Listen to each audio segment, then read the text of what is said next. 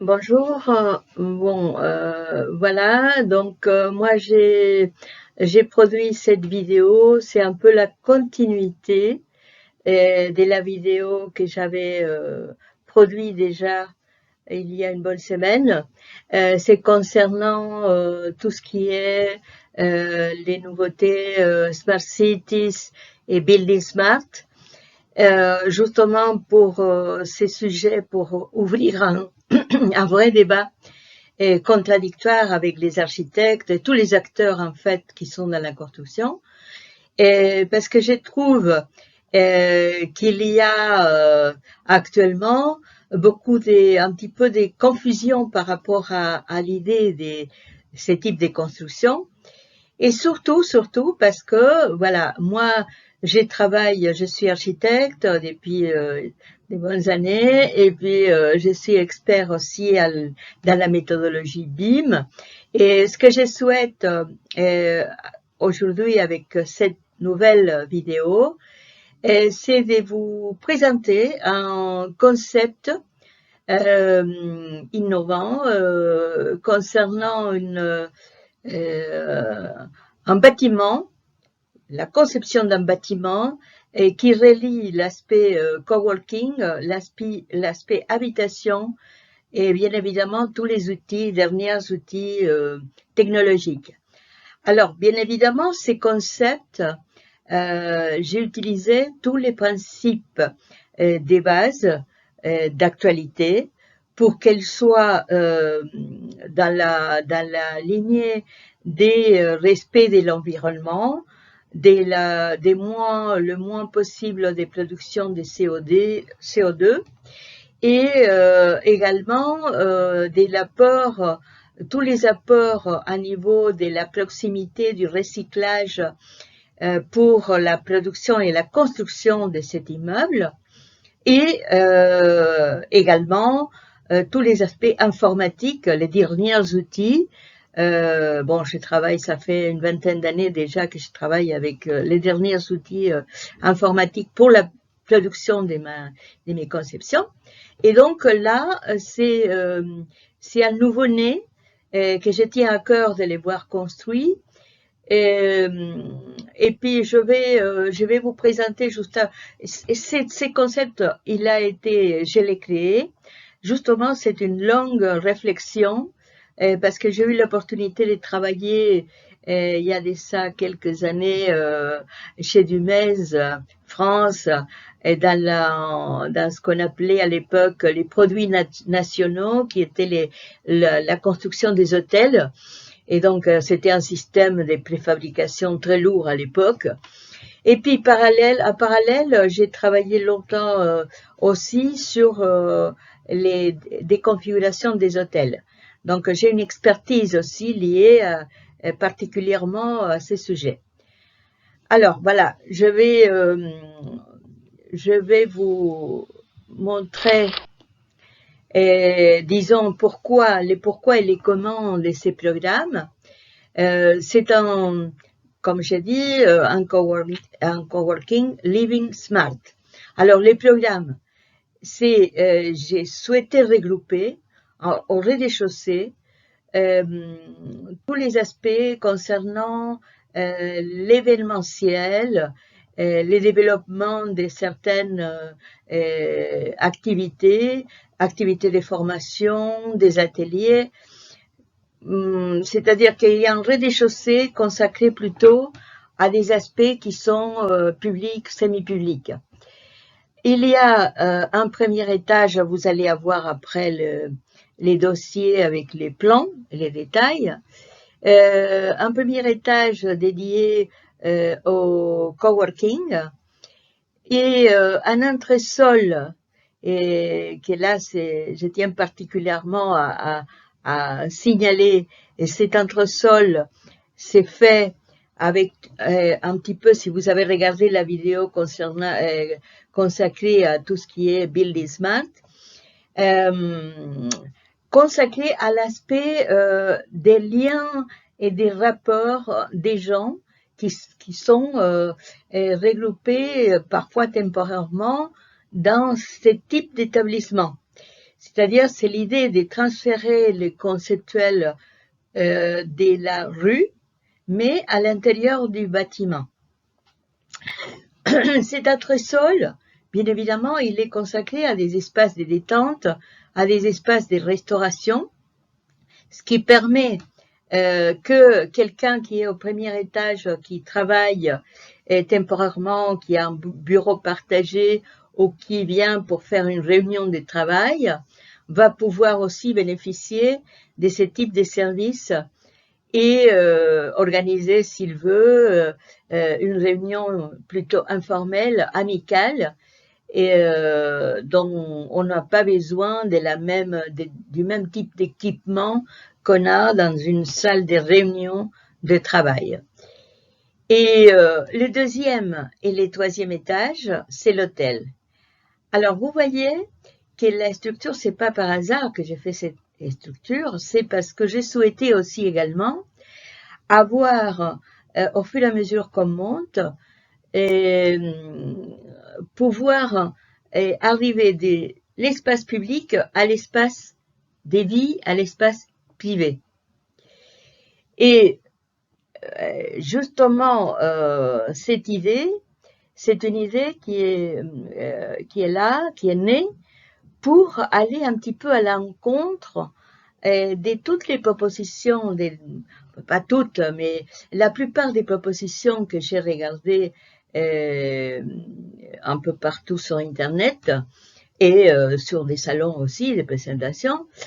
Et cette idée que le building smart, mis à part la production bas carbone, les aspects énergétiques, environnement et l'aspect informatique pour gérer la globalité, il y a une perte des qualités architecturales, d'après moi, et très dangereuse parce que dans la plupart des cas, on ne voit pas, on voit les objets extérieurs, on ne voit pas l'espace intérieur.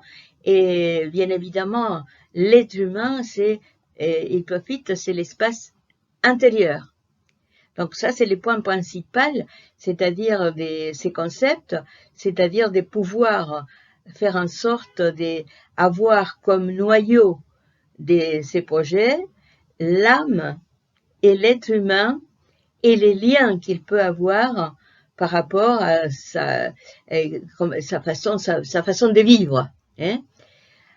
Et voilà, il y a des indices que j'annonce tout de suite. Il y a des indices qui sont des indices économiques aussi, c'est-à-dire que là, ce que j'ai produit, c'est pas seulement à niveau des conceptuels architectural, il y a aussi l'argumentaire à niveau économique et surtout parce qu'actuellement on sait très bien qu'on passe d'une économie de la propriété à une économie de l'usage, hein, où je peux avoir une flexibilité. On sait très bien que ça fait longtemps, on ne vit pas comme avant, où on empilait la famille, on était dans la maison 40 ans avec les enfants, les petits-enfants. Bon, on ne vit pas de cette façon. Et donc, il faut que l'architecte responsable de construire le monde de demain et puisse suivre, accompagner, comme je dis toujours, l'architecte il est là pour accompagner la modification, il n'est pas là pour détruire, faire table rase et imposer une méthode un peu totalitaire, à mon avis, et technocratique surtout, de dire, voilà, vous allez vivre de cette façon, vous allez communiquer, vous allez vous déplacer 15 minutes, vous allez manger, tout ça, parce que ça, c'est pas la vie. La vie, ça s'est fait avec des parcours, ça s'est fait avec des envies, ça s'est fait avec des activités diverses et variées. Ça s'est fait aussi dans la mobilité aujourd'hui. Hein, si je peux plus bouger, je suis mort. Donc, je n'ai pas intérêt à protéger les fourmis plutôt que l'être humain. Et je pense que vous êtes d'accord avec moi. L'usager au centre des concepts, à travers une approche design et de l'expérience, c'est-à-dire que c'est l'expérience qui va pouvoir faire les parcours que vous allez avoir, ou l'usage que vous allez avoir des différents espaces que je propose, avec la flexibilité aussi inclus là-dedans, va être au service pour toujours faciliter les relations humaines. Je répète, les digitales apportent la couche servicielle pour faciliter les relations humaines.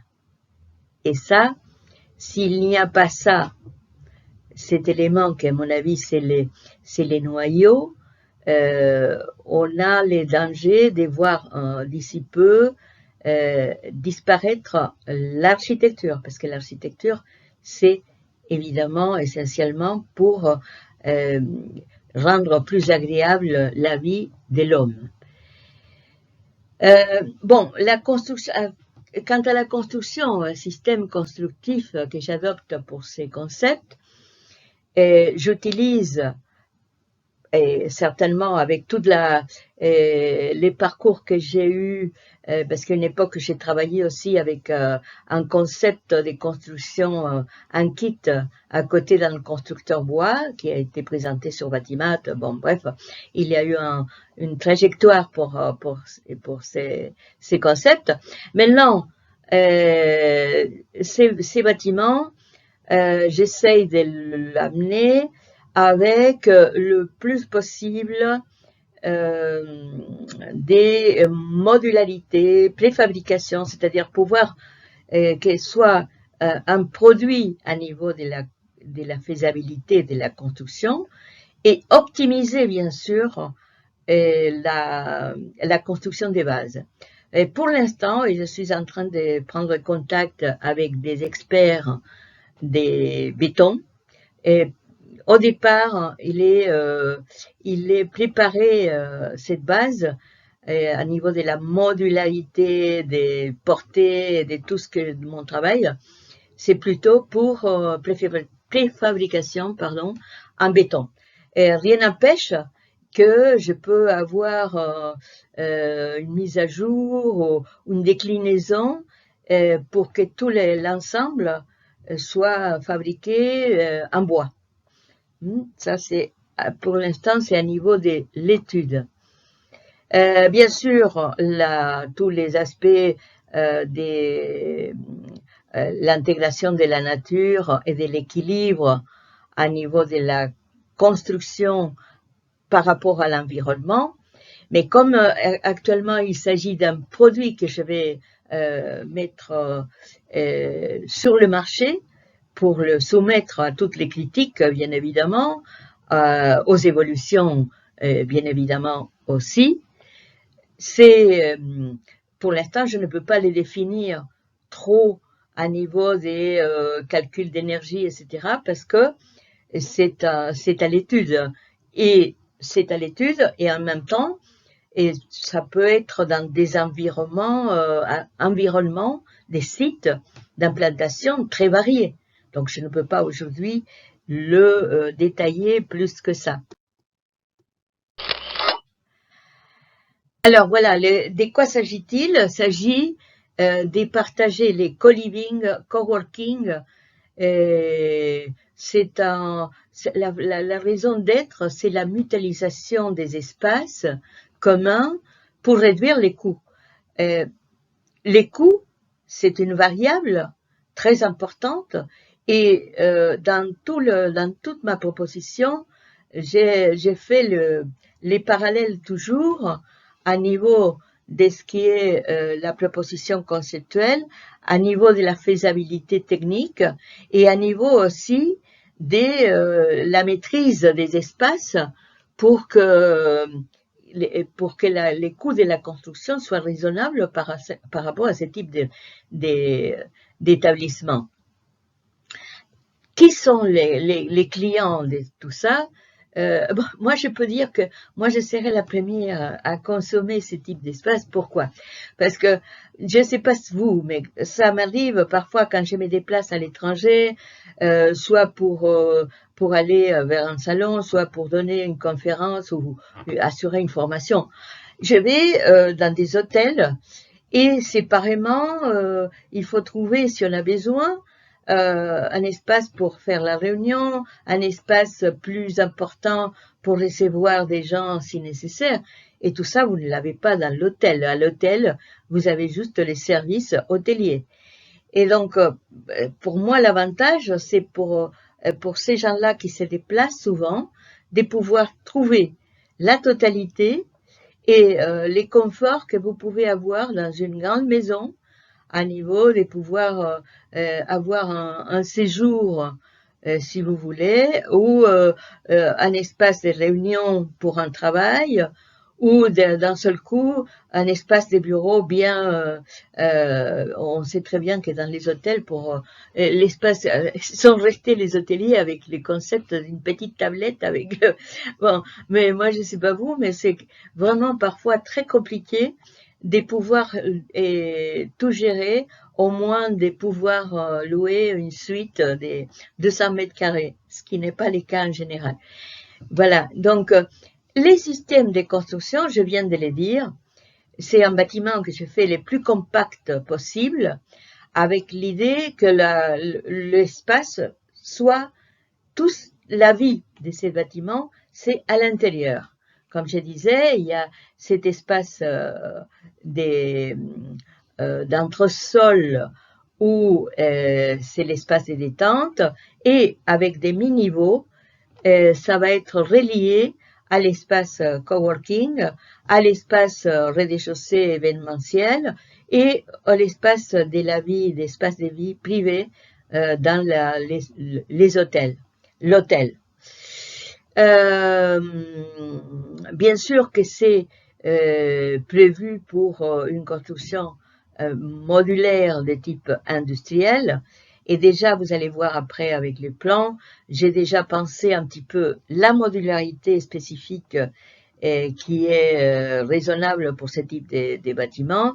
Et en plus, avoir cet entresol qui va permettre aussi de faire en sorte d'avoir une gaine à l'horizontale qui permet de faire les passages de tout ce qui est fluide et de cette façon pouvoir travailler avec une continuité de tous les passages des gaines, ce qui est aussi très important au niveau de l'économie globale du projet et de la rationalisation pour la fabrication aussi de la construction de l'immeuble.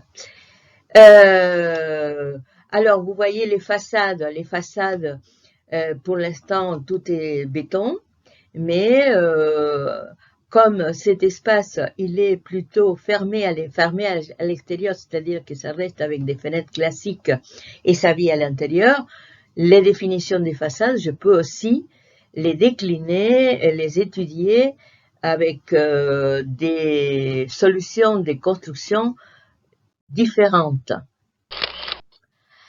Pour l'aspect des informatiques et domotique de la totalité, c'est certainement toute la gestion de l'énergie, la gestion du système de sécurité, la communication, la gestion des activités à l'intérieur pour pouvoir savoir qui fait quoi et à quel moment réserver un espace des services, salle de réunion. Et pour les faire, vous le savez, vous êtes au courant, j'imagine, vous avez actuellement un système, c'est-à-dire avec tous les flux des activités, avec tous les programmes que vous avez établis pour un expert en programmation informatique, vous transmettez tout ça et lui, il va mettre en place ce qu'on appelle avec un BOSS, c'est-à-dire un programme spécifique qui va être lié à votre structure. C'est-à-dire, c'est pas pareil de gérer un immeuble qui fait en tout, et c'est aussi un souhait de mon côté, en tout c'est environ des 3000 mètres carrés, la totalité. Et donc, ça, je ne peux pas les faire je ne vais pas les faire aujourd'hui. En revanche, j'ai la liste bien détaillée de tous les services que je voudrais avoir, soit à niveau de la chambre, soit à niveau des coworking, soit à niveau de la sécurité de l'ensemble. Et tout ça, bien évidemment, il faut les lister, détailler, et ça va être vous-même, les concepteurs, qui va faire la proposition d'abord pour pouvoir avoir derrière la réponse des experts en programmation. Et là, je vous montre, ça c'est vraiment la coupe. Là, vous pouvez avoir l'essentiel de mon idée. C'est-à-dire que dans cette coupe, vous pouvez voir le rez-de-chaussée qui est consacré à tout ce qui est plutôt plus public, événementiel et disons des activités, des ateliers, etc., etc. Vous voyez les coworking et des mi-niveaux, l'espace de détente, c'est-à-dire cet entresol au centre, et qui va être relié aussi avec des mi-niveaux avec l'hôtel. Deux niveaux des hôtels. Et vous pouvez voir à gauche aussi les axonométries éclatées pour montrer l'étal 0, 1, 2, 3. Et la toiture, quand vous regardez l'espace de détente, c'est fait exprès aussi. Toute la toiture, c'est une verrière pour permettre le maximum des lumières, recevoir le maximum des lumières dans cet espace, et qui va éclairer aussi tous les couloirs à l'intérieur, c'est-à-dire que ça va être vraiment le soleil à l'intérieur. Et cet espace aussi central, c'est là où je vais déployer le maximum de l'intégration du naturel, du végétal, pour qu'il y ait aussi cet aspect que ça respire à niveau des volumes, et surtout, parce que à partir de l'expérience que j'ai, c'est de couper la monotonie, la répétition, qui est toujours le risque dans ce type de construction. C'est-à-dire que soit on bascule à un bloc compact où la personne, c'est un espèce de robot qui se déplace, soit on vient pour mettre plein de verdure, etc., mais le bâtiment, il n'est pas faisable, il n'est pas constructible. Bon, là, c'est un peu la répétition, ça c'est l'avant-projet que je développe actuellement. Donc, vous avez les programmes généraux, comme je vous ai expliqué déjà, je ne vais pas revenir. Les indices, c'est-à-dire soit l'aspect économique, l'aspect du design de conception, l'aspect environnement et les systèmes de construction. Hein, ça, c'est la base. Bien, bon, là, c'est un peu répétitif de ce que j'avais déjà énoncé avant. C'est-à-dire, qu'est-ce que c'est, de quoi s'agit-il? Bon, c'est justement cette fluidité dans des activités diverses et variées, groupées et en faisant en sorte que toujours il y ait une possibilité des liens entre les gens, des rapports entre les gens, et mettre les cœurs de cet immeuble dans cet espace qui est la rue à l'intérieur du bâtiment. Bon, les systèmes appliqués informatiques, je viens de l'expliquer aussi, c'est pas la peine de venir. Et là, j'ai les plans qui sont à l'étude, quoique à l'étude, mais il y a déjà beaucoup des faisabilités dans ce que je fais. Donc, si vous voulez, la trame à 3,20 m, c'est la trame, si vous avez travaillé sur des hôtels, c'est la trame pour, en général, pour les chambres.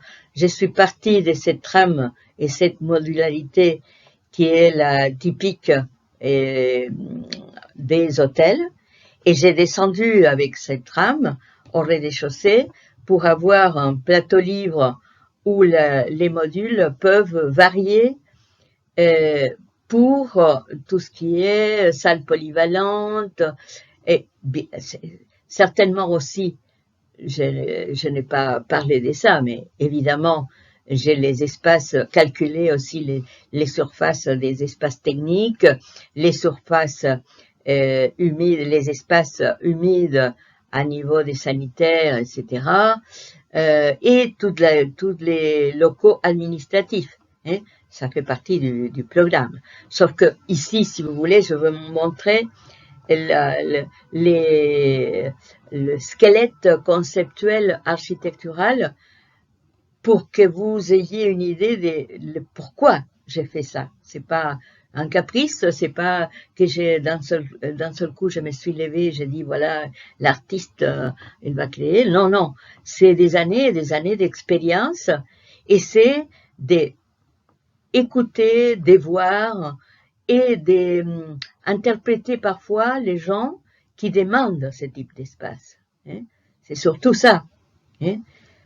C'est des pouvoirs. Moi, je dis toujours que l'architecte, il est parfois un peu le rôle des psychanalystes, parce que c'est pas pour imposer comme on voulait faire croire les technocrates, d'imposer un système. C'est plutôt écouter les gens, voir les modifications, pouvoir lire les modifications et pouvoir accompagner avec les types d'architecture adaptés par rapport à l'époque. Et vous voyez dans la coupe un petit détail que je vois maintenant. La coupe, vous pouvez voir exactement ce que je parlais tout à l'heure, c'est concernant l'espace technique et cette gaine au milieu.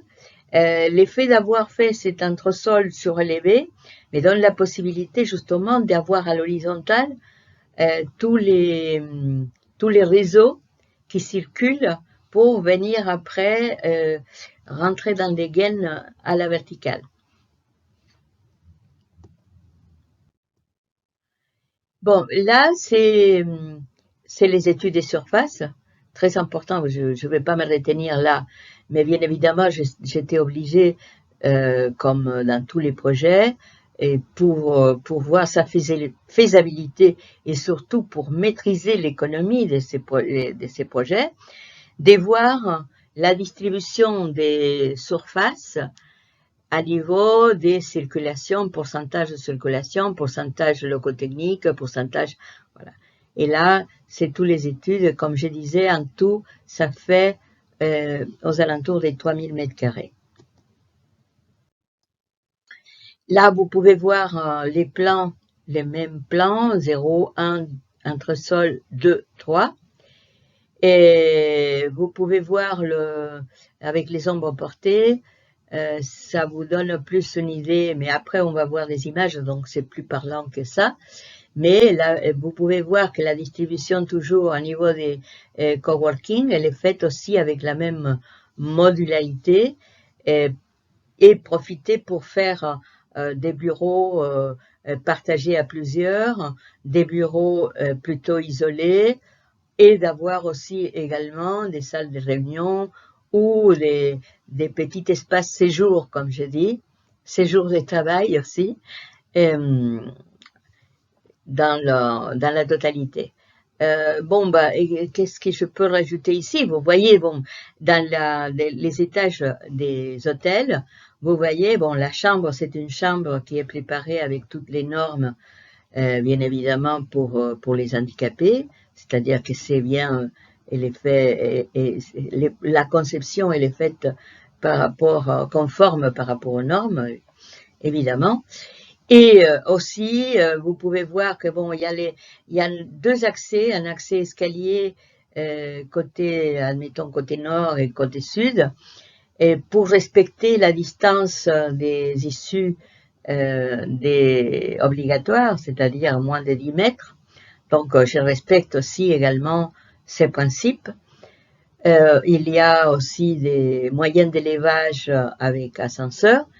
Et j'ai proposé aussi pour certains, pour les niveaux inférieurs comme pour les niveaux entre sol et les premiers étages, des rampes des rampes qui me permettent directement, au lieu de prendre les escaliers, pouvoir accéder directement avec des rampes. Ça, c'est aussi faisable. Bon, et ça, c'est la coupe.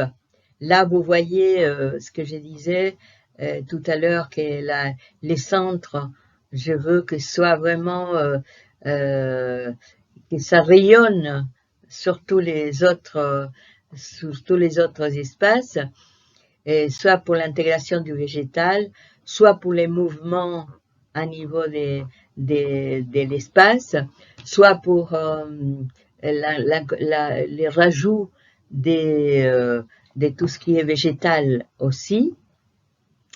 Et si vous voyez la coupe longitudinale, là récemment j'étais à un salon que j'aime beaucoup, Architect Work, où il présente, c'est la présentation des nouveautés pour tous les matériaux. Et là, j'ai trouvé vraiment les grands plaisirs, les grands plaisirs. Les architectes, nous, on trouve toujours, parce que si vous regardez, j'ai mis des panneaux avec des imprimés. Et j'étais en contact justement avec une société japonaise qui propose, avec des matériaux de récupération, qui font c'est pas des dessins classiques, hein, ils font, mais c'est fait d'une certaine façon que tout est vraiment très beau. Et ce que j'aime aussi, mis à part les rajouts de la lumière, les rajouts de la nature et les rajouts des mouvements de l'espace, rajouter à nouveau, rajouter aussi de la variété et dans l'harmonie, bien évidemment, pas d'une façon anarchique, dans l'harmonie esthétique, mais rajouter aussi dans cet espace des imprimés, des matériaux qui peuvent être facilement changeables, qui sont produits pour être recyclés. Donc, ça rentre parfaitement dans le type de programme dont on a besoin actuellement. Hein, c'est-à-dire, c'est pas de faire table rase et de construire, c'est de profiter au maximum de l'existant. Bon, voilà. Cet aspect aussi, il est là-dedans. Bon, ça c'est un peu ce que vous voyez, c'est les axonométries. Vous voyez là les étages. Vous voyez là la rampe qui relie l'entresol avec le premier et le deuxième étage.